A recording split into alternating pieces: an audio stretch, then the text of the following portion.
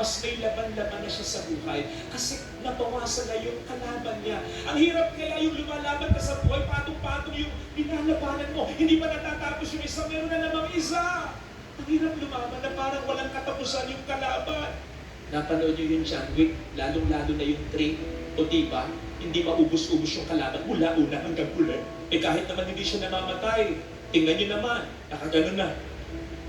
Napapagod din naman ako nga, pinapanood ko lang siya, napapagod na ako eh. Siya pa kayang lumalaban? The point is, mahirap yung laban ng laban, walang katapusan. Kahit gaano kakalakas, napapagod ka rin naman. Maraming mga taong ganyan. May kilala ko, single mom, tinataguyod niya ang kanyang mga anak, tapos may isa siyang sinaulo pang anak. I mean, papikat sa kanya, nagtutroga. Tapos malaon, napansin ko, malungkot, yung pala may cancer siya. Sige nyo na yun. Life is not fair.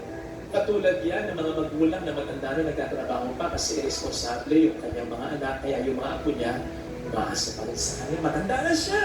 Life is not fair. Katulad yan na kilala mo na nasa ibang bayan, tagal na sa ibang bansa, hindi pa makapag-ipon. Dahil daming sinusuportahan, mga kapatid niya, may pamilya niya, sa kanya pa rin nakaasa. Kung meron tayong kilala mga taong ganito, maawa naman tayo. Una, pahalagahan natin sila. Kung ikukumpara sa mga kasabayan nila, yung mga kaklase nila, ay nako! Yung mga walang kapatid na umaasa, ay nako! Yung mga walang ibang sinusuportahan, ay ang dami ng narating na mga lugar, dami ng mga alahas, ang dami ng mga pera, at kita mo, abay, fresh na fresh ang itsura. Pero yung kakilala mo, yung nasa pamilya niyo, inaasahan mo. Kita mo, napag-iwanan na. Yun ba'y kasalanan niya? Hindi. Dahil mahirap lang yung sitwasyon niya. At dahil talagang nagsasakripisyo siya para sa inyong pamilya. Alagaan mo yung mga tao ito. In fact, umiikli pa nga yung buhay nila dahil sa kanilang sakripisyo. Sasakyan man, pag laging kinagamit, nalalaspag, umiikli ang buhay, tao pa kaya na laging nagsasakripisyo para sa buhay. Kapatid, ikarangal mo yung mga taong ganyan at alagaan, huwag nang bibigyan ng sakit ng ulo. Sabi ko nga, naka-styrofoam na lang yan, lulutang-lutang, gumagapang na lang yan, baka kahit isang ipon na lang ng ibon, mabuhal na yan.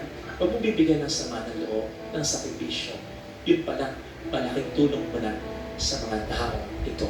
Sabi ko nga, pwede lang magka-ID yung mga taong yan upang sa lahat ng kanilang mga bibilin, may discount, upang kapag may mahabang pila, mauna na sila para lang huwag makadagdag pa sa mga laban ng buhay nila. Pero hindi natin alam kung sino sila. The best thing, there is always be kind with anyone. Kasi hindi mo alam kung ano ang pinagdaraanan yan. Pwede may problema ka rin tulad niya, pero po pwedeng mas mahirap ang sitwasyon niya. Para lang nakakita ka sa FB.